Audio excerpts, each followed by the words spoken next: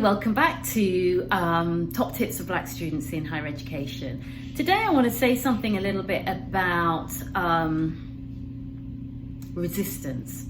You know, I did some research with black male student teachers at my university, and it was really interesting. I wanted to find out what are their experiences, what are some of the challenges that they face.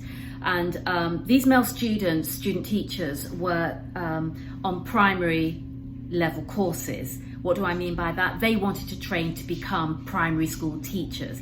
And you know, I'm sure from your own experiences, that the majority of teachers in primary schools are female, and the majority of them are white. There are black teachers and teachers from minority ethnic backgrounds in higher education, in schools, primary schools, but there are very few men, or fewer men, and there are even fewer black men in primary schools. So I wanted to find out what their experiences were in the university, undertaking teacher training courses, and I wanted to find out their experiences at when they were on placement in school. One of the things that they identified was the as I've mentioned before, the additional stresses and pressures that they face as black men training to be primary school teachers.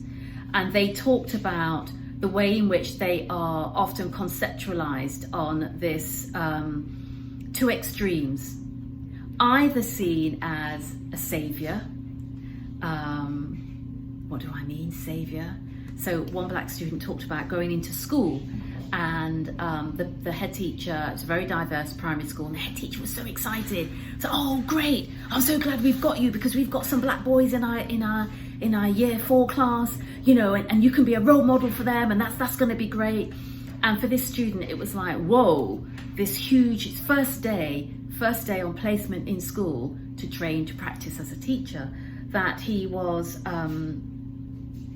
this whole additional burden of responsibility. He's now responsible for all of the black students, all the black boys in the upper classes. So that's the stress. So that's one extreme. The other extreme was where these black male students were being seen as a threat, being seen as intimidating, being seen as or pedophiles. You know, so having to manage those conceptualizations of them and their identities. And I talked to them about, well, how did you get through? What were some of the things that you did? One of the things that came out of that research was the idea of masking, the way in which these black male students would put on a mask to go into these predominantly white female environments. So when they were on placement in school, they would put on a mask. And what do those masks look like? Well, those masks were very, very complex. They were changing, masks that would change depending on the environment and who they were engaging with. They would put a mask to go into university and to be in class in university. Some of them talked about performing, some of them talked about fitting in, they talked about playing the game.